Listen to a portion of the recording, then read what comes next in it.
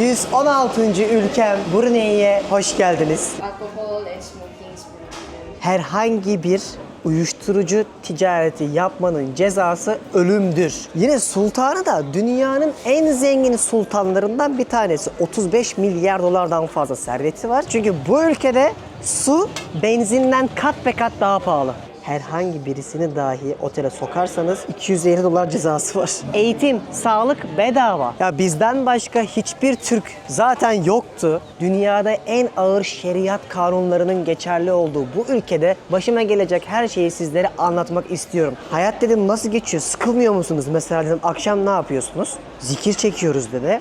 Sizlere iyi seyirler. Bana da güzel bir yolculuğum olsun. Başlıyoruz. Türkiye'nin lider su arıtma markası Aura Sebilon Unique sunar.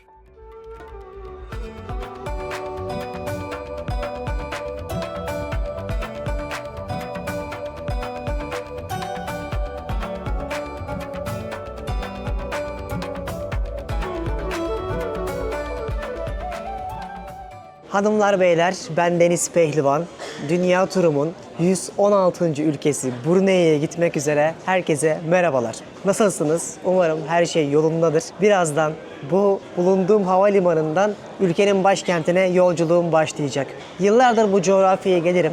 Güneydoğu Asya'da bulunan bu küçücük, dünyanın en küçük ülkelerinden bir tanesine gitmek hiç nasip olmamıştı. Hep bir bahane üretmiştim. Hep bir sonraki yıl giderim ertelemesi olmuştu.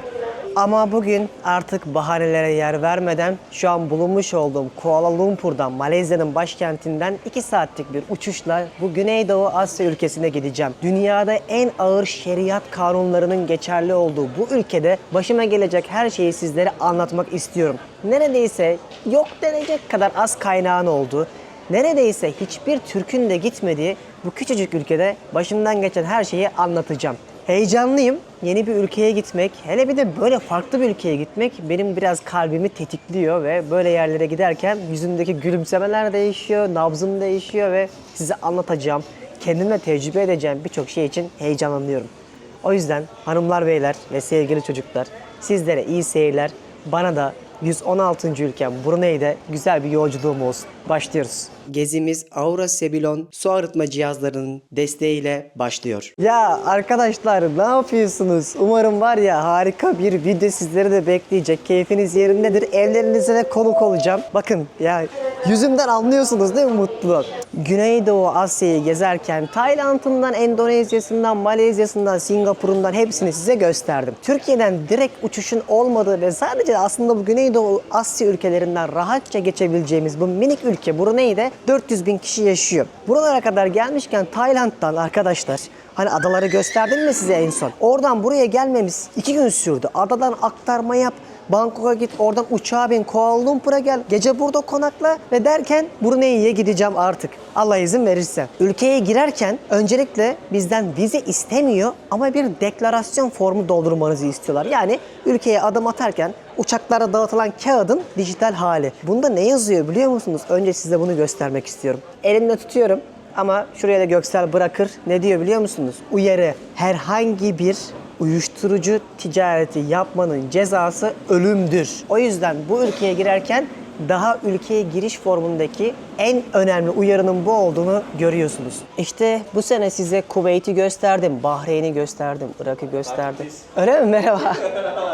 İyi uçuşlar, hoşçakalın. Sağ olun. İnanılmaz. Dünyanın her yerinde beni izliyorsunuz. Eğer içinizdeki kıvılcımlara yangın olabiliyorsam, bu videolarla sizlerle dünyaları geziyorsanız ne mutlu bana. Kuveyt'i gösterdim, Bahreyn'i gösterdim, Dubai'yi gösterdim, İran'ı gösterdim, Katar'ı gösterdim. Ya neredeyse bütün Müslüman ülkeleri gösterdim. Ama gittiklerimin içinde tabii ki şeriatta kısmen de olsa yönetilenler de vardı, ağır olanlar da vardı. Ama hiçbir tanesi şimdi gideceğimiz Brunei kadar katı kurallara hakim değildi. 1967 yılından beri aynı sultanın yönettiği bu ülke petrol ve gaz zengini olarak biliniyor. Komşuları doğusunda Filipinler, aynı kara parçasını paylaştığı Malezya. Kısmen de işte yakınında olduğu için Endonezya var. Ve zaten ülke genel olarak Malay. Ama aynı zamanda Çinliler ve Hintlileri de göreceğiz. Yani ülkenin 2'si Müslüman olacak, 1/3 de Hintli ve Çinli olacak. Hatta Hristiyanlar da olacak. Aklınızda şu soru olabilir. Peki bu ülkeyi madem şeriatla yönetiliyorsa, kanunlar ağırsa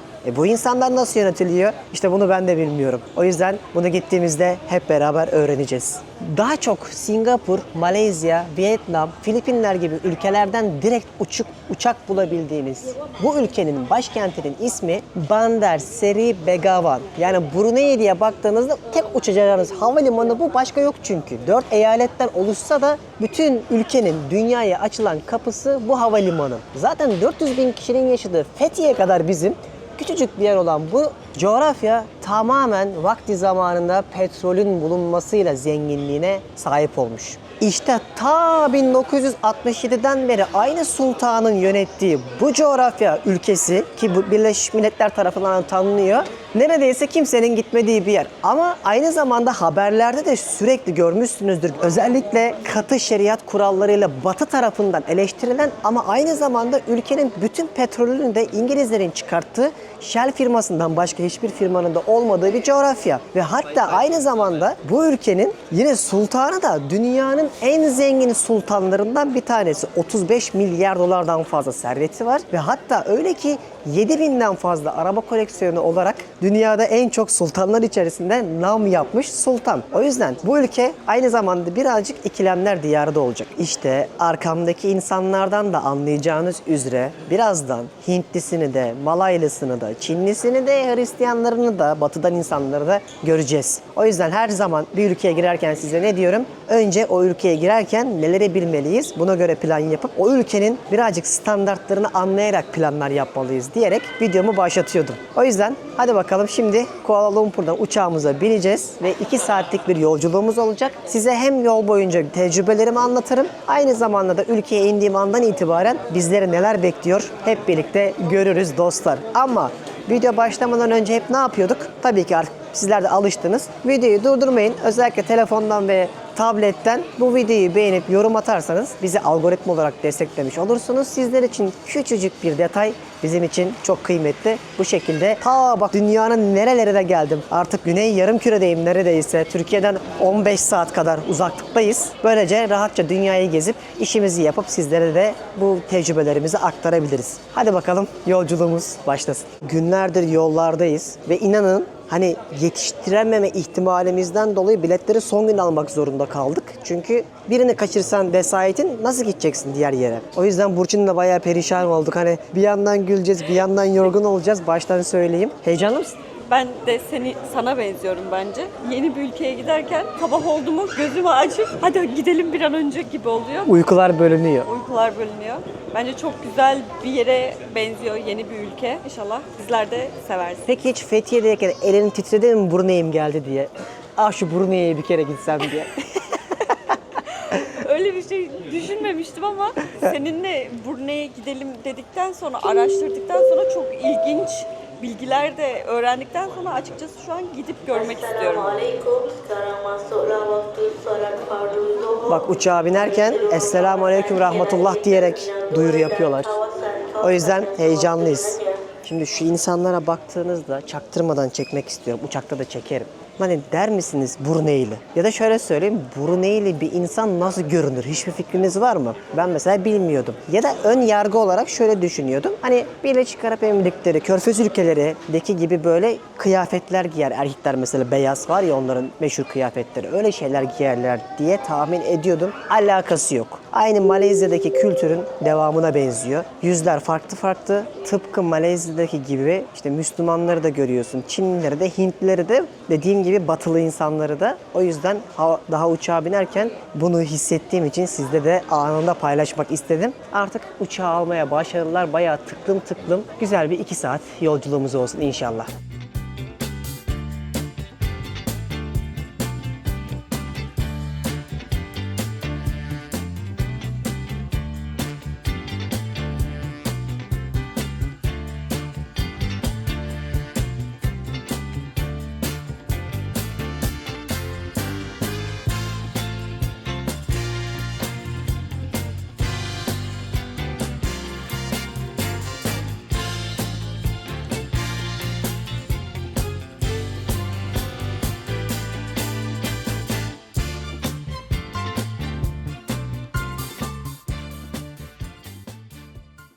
Ve 2,5 saatlik uçuş sonrasında thank you. 116. ülkem Brunei'ye hoş geldiniz. Resmi olarak adımımızı attık.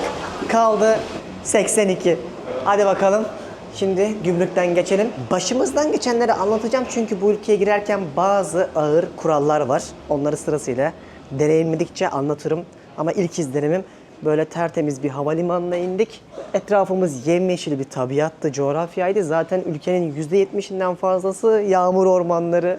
Çok açız. Uçakta bir şeyler verdiler ama hiç doymadık. Hiç bize göre değildi. Parasını vermemize rağmen ülkeye adım attıktan sonra ilk işimiz yemek yemek olacak. Ülkeye girişte hiçbir sıkıntı yaşamadık. Online formu doldurduğumuz için sistemde görünüyordu. Küçük bir havalimanı, zaten 450 bin kişilik bu küçücük ülkeye yılda 600 bin kişi geliyor. Bu gelenler de zaten havayolunu değil daha çok karayolunu kullanıyorlar Malezya sınırları içerisinde. Ama şimdi gümrüğe geçeceğiz. Beni en çok korkutan bu. Çünkü dünyada ilk defa öyle bir ülkeye geliyorum ki toplum içerisinde ülkede sigara içmek dahi yasak, sigara satışı dahi yasak. O yüzden gümrükten geçerken sigara kutularının bile ayrı vergisini veriyormuşsunuz. Alkol zaten vergili ki Müslümanlar zaten içemiyor. Aynı zamanda ülkede tek bir bar dahi yok. Ama bu olayı ilk defa tecrübe edeceğim. Hepsini aynı anda kontrolünü. Hatta yasaklı madde var ya, sigara değil de diğeri. Hani Hollanda'da falan serbest olan. Onu yanlışlıkla diyelim cebinizde unuttunuz. Girdiniz, cezası ölüm. Arkadaki gümrükten girince neler yaşayacağız ben de merak ediyorum. Şu ana kadar hiç kimse beni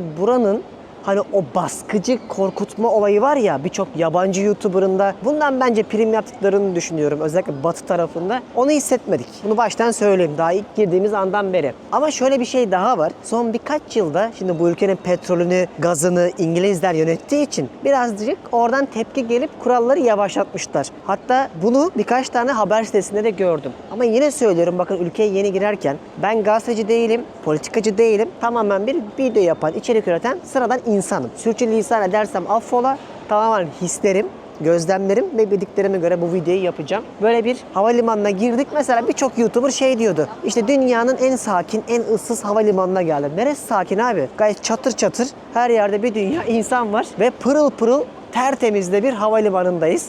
Ülkeye resmi olarak girişimizi yaptık. Şimdi merkeze gideceğiz. Çok yakın olduğu için 10 dakikada otelimize bir yerleşir, bavullardan kurtulalım. Şimdi gelmişken biraz para bozduralım. Ne olur ne olmaz işimizi garantiye alalım. 100 dolar bozduracağım. Yaklaşık olarak da 1 dolar bunların 80 sentine geliyor ve Singapur'daki para birimiyle bu coğrafyada birebir aynı olması gerekiyormuş. Sonra biraz araştırınca anlıyorsun ki neden İngilizler aralarında böyle bir yakınlaşma olsun diye paraları bile yakın tutmaya çalışmışlar. Okay? Thank you, thank you. 100 dolar verdim. Bana 124 Brunei parası verdi. Satur Ringgit diye geçiyormuş bu da. Şu en küçük kağıt paraları. Bir sadece bunlar onları. Hiç öyle 50'lik 100'lük vermedi. Eğer denk gelirse deneyimledikçe gösteririm. Bu kağıt para değil. Plastik para. O yüzden daha dayanıklı. Neredeki gibi? Singapur'daki gibi. Şaşırdık mı? Şaşırmadık. Devam. Bulunduğumuz yerde benim genelde kullandığım eSIM şirketinde anlaşması olmadığı için burada yerel bir firmadan eSIM aldık şimdi. Ama az önce kızlarla konuşurken bir şey dikkatimi çekti. Hatta Burçin'le onu tartıştık. O kadar akıcı İngilizce konuşuyorlar ki böyle şaştım kaldım. İnternette yaptığımız araştırmalarda herkesin şakır şakır İngilizce konuştuğunu söylüyorlardı ama bu kadar beklemiyordum hayatın içinden. Sonra şu tartışmayı yaptık. Ya İngiltere, ben daha bugün Brunei'ye zor geldim. Sen 100 küsür sene önceki, ondan önce Hollandalılar, Portekizliler gelmiş. Ne işiniz var buralarda diye düşünmeden edemiyor insan. O kolonyal dönemin güneş batmayan ülkenin etkisiyle buralara kadar gelip etkilerini hala günümüzde gördüğümüzü net bir şekilde söyleyebiliyorum. Çok ilginç ama bir şey daha anlatmak istiyorum. Bakın şurada KFC yazıyor. Arapça olarak da hemen sağ tarafında markanın ismi var. Bunu ülkenin her yerinde göreceğiz. Arapça resmi dilleri, hatta halkın az bile olsa kullanmadığı bir dil olmasına rağmen tamamen şeriat etkisinden dolayı Arapça dilinde bu şekilde markalarda görüyoruz. Artık tam anlamıyla internetimizde olduğuna göre merkeze gitmek için şuradan bir ulaşım aracı ayarlayabiliriz. Havalimanından çıktığınız anda hemen sağ tarafta sizi böyle bir cami karşılıyor. Şu an dua ediyorlar. Biz şu an buradayız. Ülke zaten bu kadar. Bir de Malezya ile arada sınırlarını bölünen bir alan var. 4 eyaletten oluşuyor demiştim ya. Bizim gideceğimiz yer şurası. merkez kısmı çok yakın zaten. Hani yürüsek bile bir şekilde ulaşırız ama taksiyle 10-15 dakika sürüyormuş. Görecek çok fazla şey yok ama ona rağmen turizm için böyle havalimanının çıkışında küçük bir haritada yapmışlar. Burada Grab, Bolt, Uber çalışmıyor. Kendi yerel uygulamaları var, Dart diye. Bu şekilde yazılıyor. Bizim gideceğimiz otele dayılar 20 dolar istediler taksiler ama aynısı uygulamada 10 dolara götürüyor. Neredeyse 2 katı fark var. Uygulama candır. Şu uygulamalar bizim ülkede tam çalışmıyor ya. Bu konuda çok üzülüyorum. Bir turist için çok büyük aslında fırsat ve imkan ve aynı zamanda kafa rahatlığı. Çağıralım. Türkiye. Turkey. Yes, you from here. Yeah, from here. We are Muslim. Selamun aleyküm. Walaikum Selam. salam. Are you Muslim too? Yes, sir. Eyvallah. We just came here to see Brunei because we are in a world trip. We are making video about the country now. So we are telling our followers how Brunei looks like, how to get there, etc. So we are excited to be here. We are gonna stay 2 days, 2-3 days, and then we are gonna fly another country. Çok tatlı insanlar şu ana kadar. Uygulamadan buluşma noktasına geliyorsunuz. Sizi alıyorlar ve direkt otelinize götürüyorlar. Tertemiz araba. Benim Çok yeni bir araba. yeni ve hani evden temiz kokuyor. Mis gibi vallahi pırıl pırıl ve şu ana kadar hani giderken de bir tane çöp görmüyorsun. Yine pırıl pırıl bir yere geldik anlayacağınız.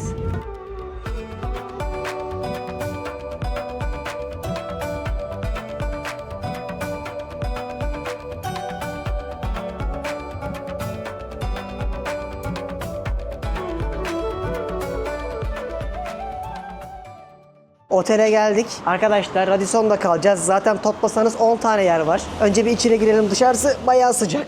İçerinin serinliğini alalım. Şunu söylemek istiyorum. Ne kadar iyi insanlar, ne kadar kibar insanlar. Çocuk ne güzel bilgiler verdi bize ülkeye dair. Herhalde bir 10-15 dakika boyunca bir şey gibi, rehber gibi bilgi Çatır verdi. çatır anlattı. Muhteşem İngilizce ve bir tane çöp gördün mü? Bir tane çöpü geç. Bu düzen bence başka hiçbir yerde yok. Yani Bu çok kadar çok düzenli bir şehir daha önce ülke görmedim. İlk izlenimler şahane. Şimdi şu otel işini de halledelim. Ondan sonra yemek. Bakın otele girişi yaparken bir şey dikkatimi çekti. Bunların herhangi birisini dahi otele sokarsanız 250 dolar cezası var. Yine her zaman söylediğim gibi bu cezalar olmadan bu temizlik kolay kolay birçok yerde olmuyor. En son videoların sonuna doğru bütün ülkeleri gördüm ya ben. Hani düşünün bu şu anda biz Körfez ülkelerinde mesela 8000 kilometre yaklaşık olarak uzaklıktayız. Kıyaslayarak bir özet yorumlama yapacağım. Otelden çıktık. Standart Radisson otellerinden bir tanesiydi. Yani 80 dolar mı falan veriyorsunuz gecelik. Hemen sokaklara inelim dedik çünkü güneş kaçmadan bugünü görmek istiyoruz. Birazdan akşam olunca karanlık basacak. Otel şuraydı. Üst geçitteyim ama üst geçidin düzenini göstereyim size.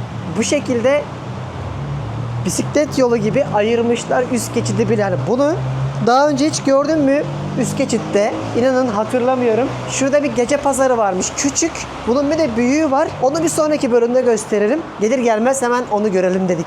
Şöyle üst geçitten inelim bakalım. Ya bizden başka hiçbir Türk zaten yoktu. Ne havalimanında ne uçakta. Onu zaten geçtik de turist de yoktu. Neredeyse.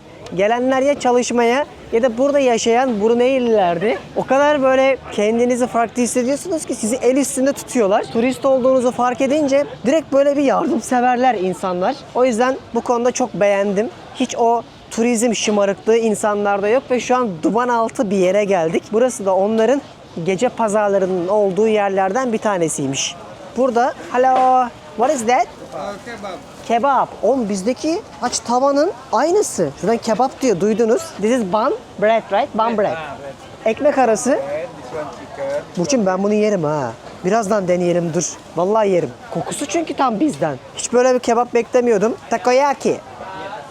Japonların takoyakisinden de yapıyorlar. Evet, nice. Çok tatlı insanlar yine söylüyorum. Burada farklı farklı meyve suları satıyorlar. Hello. Hi. Yeşil çay, kavunlu, çilekli vesaire diye böyle aromalar var. Ve hani bizim çocukluğumuzdaki o tatlılardan falan da görebiliyorsunuz tezgahların üzerinde. Yani hem tertemiz, hem gelişmiş, hem eski. Her şey iç içe. Burada da kebaba benzeyen bir şey var. Is it kebap? Lamb. Kuzu. Ya bak bu çok yağlı mesela. Direkt yağ gözüme tabiri caizse bulaştı. Bu çok ağır kaçar. Thank you very much. Bunların meşhur bir yemekleri var. Şöyle yazılıyor. Nasi katok diye. Aslında bildiğiniz kızartma tavuk gibi. KFC'den bile daha iyiyiz diyorlar. Güzel bir yer bulursak onu da yeriz. Burada da nasi ne yapıyor? Goreng mi? Selamünaleyküm. Aleykümselam. Nasi goreng yapıyor. Fried rice yani kızartılmış pirinç özünde. Ama hani Türklerin %99 bence sevmeyecekleri bir lezzet. Yumurtalı falan da yaparlar. Ya ben tanıyorum sizi. Siz pilavın içine 1 kilo tereyağı atan insanlarsınız. Yani haksızsam söyleyin. O yüzden sizlik değil. Thank you very much. Milyon kere denedim, oradan biliyorum. Hiç beklemediğim bir pazar. Yani Asya'da güzel bir pazar.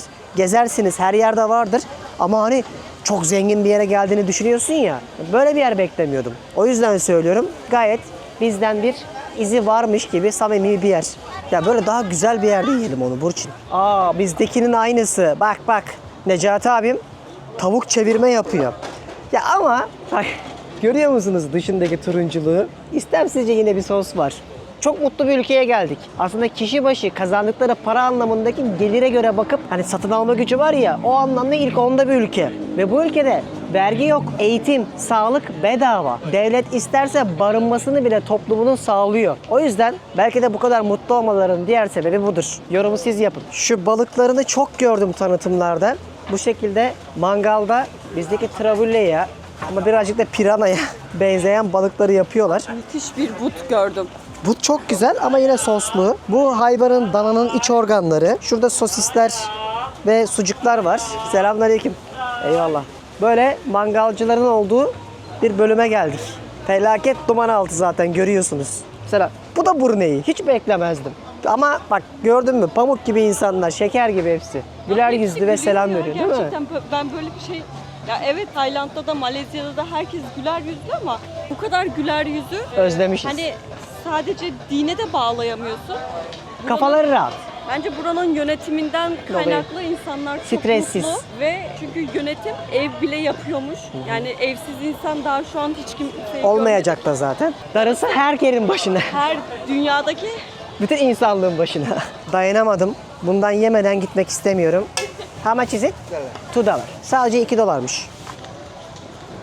Şimdi sadece $2 diyorum ama bu parayla muhtemelen bu ülkede 5-10 litre yakıt alabiliyorsunuz. Çünkü bu ülkede su benzinden kat be kat daha pahalı. O kadar petrol zenginliği olan bir yer burası. Nasıl bağladım? Sen gel Brunei'de evinden 8-10 bin kilometre uzakta ekmek arası kavurma ye. Böyle bir şey yaptı.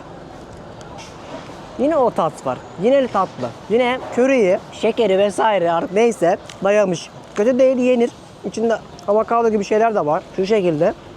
Ama ölmezsiniz bunu yemek için. Olsun. Afiyet olsun.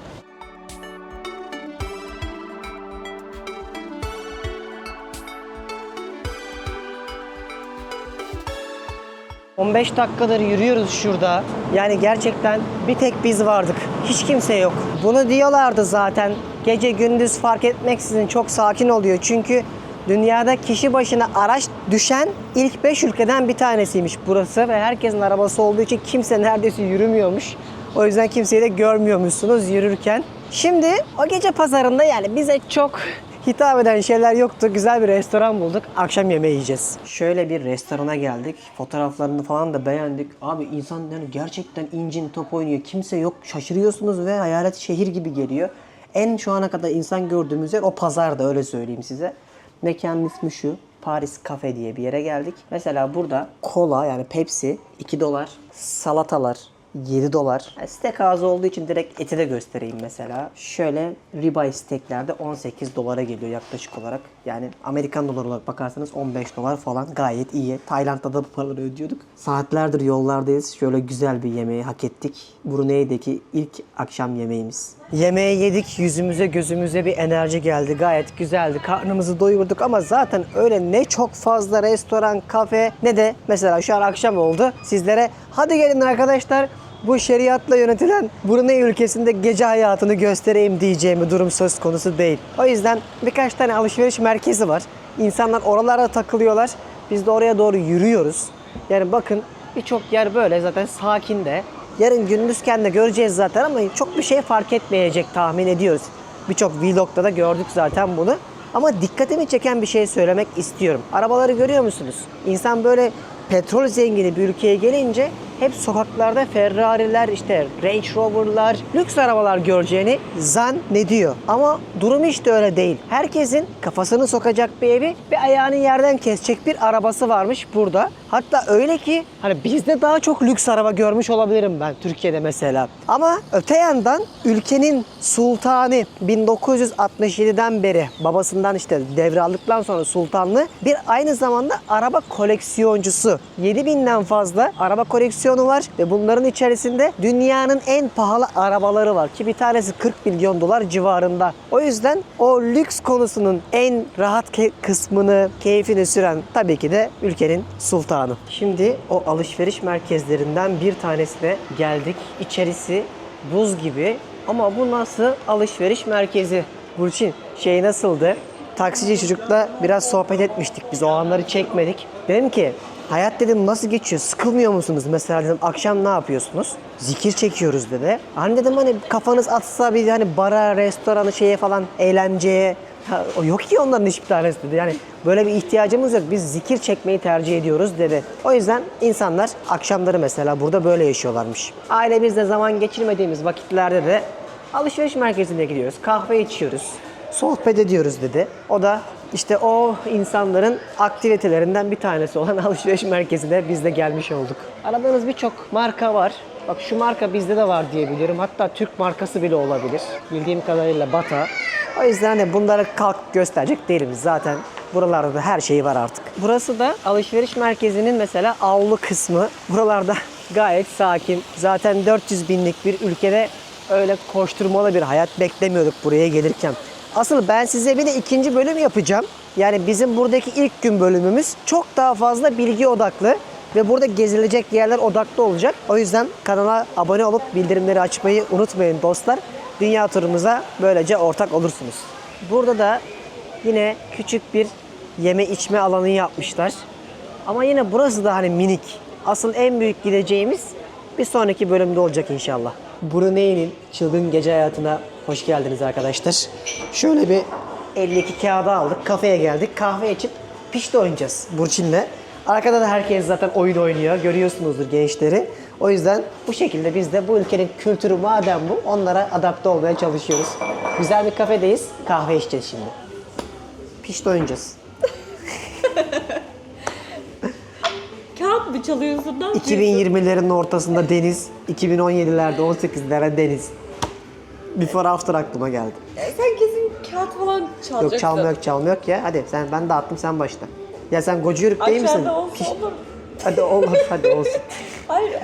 Ya kızlar neden böyle ya? Daha yeni başlarken hani bunu buraya koysam olur mu? Ya senin cüzdanda 100 lira para vardı. Ben bunu alsam olur mu? Bunu çeksem olur mu? Sen kesin kağıt sayacaksın. Hiçbir şey yapmadım Burçin. Ya inanmıyorum, sana Joker gelmiş ama Evet. Deniz kesinlikle şike yaptı. Çünkü bir insanın eline 3 defa Joker gelir mi? Allah'ın hakkı 3. Bir. Kazanınca gülüyorsun. Mesela ChatGPT'ye bile Brunei'de ne yapılır yazın akşamları? Yani size söylediğim şeylerin çoğunu kapsayacak şekilde ya gece pazarı ya işte sahilde bulunduğumuz bölgelerde dolaşma ya da hiçbir şey. Şimdi o yüzden can I ask you something? Is there any place here that we can smoke cigarette? Generally in the country it's forbidden?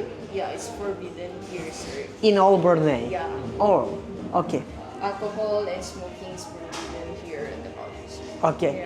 Okay, thank you very much. Thank you. Thank you. Ne alkol, ne sigara. Hepsi yasak ülkenin tamamını dedi. Kadın duydunuz. Şimdi böyle kahve söyledik ya, ben bu kadar mekanlarda beklemiyordum bu arada, gerçeği söylemek gerekirse. Daha hani sakin böyle beklemiyordum işte yani. Siz nasıl yorumlarsanız yorumlayın ha. Ben hiç düşündüğümüz gibi değil. Arkada fıstık gibi Bruno Mars'ın falan şarkıları çalışıyor. Böyle sol tarafta gençler bakın beraber oturmuşlar, kağıt oynuyorlar. Biz burada V60 demlemesi kahve içiyoruz 3-5 dolara. Brunei ülkesi çok şaşırttı ki bir yandan da az önce gördünüz kağıt oynadık yani kafenin içerisinde. Ve Deniz kazandı. Ben kazandım. Her zamanki Ama gibi. nasıl? Bir puanla. Aynen öyle. O yüzden Brunei beni şimdiden çok şaşırttı. Önümüzdeki bölümde zaten iyice detaylara boğuluruz.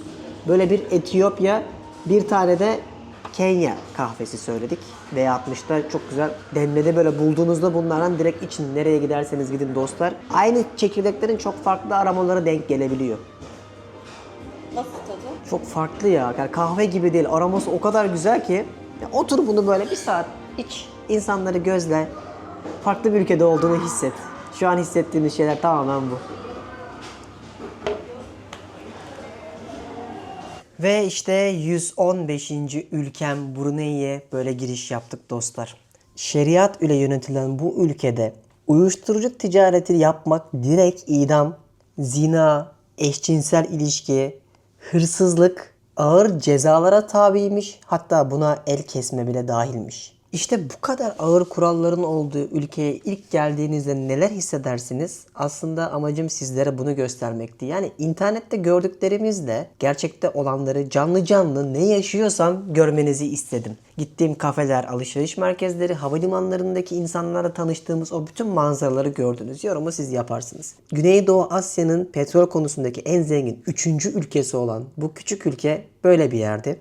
Ve sizlere umarım doğru bir şekilde bütün tecrübelerimi aktarmışımdır. Önümüzdeki günlerde bu ülkedeki yapacağım diğer bölümde aslında hem kralın gücüne hem bölgesel gücüne hem aynı zamanda özellikle İngiltere ile olan ilişkilerine dair bildiklerimi harmanlayacağım. Bununla beraber burada insanlar her ne kadar çok zengin desek de ülke olarak söylüyorum. Hala kazıkların üstünde, denizin üstünde köylerde yaşıyorlar ve yaklaşık 40.000 kişi bu kadar küçük bir ülkede bile kazıkların üstündeki küçük köylerde hayatlarını devam ettirmeye çalışıyor. İşte bu yüzünü de bir sonraki bölümde sizlere anlatmak istiyorum. O yüzden izlediğiniz için teşekkür ederim. Yine söylüyorum, sürçülisan ettiysek affola.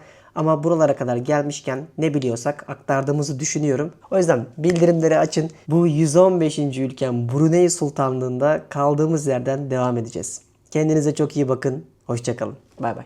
Türkiye'nin lider su arıtma markası Aura Sebilon Unique sundu.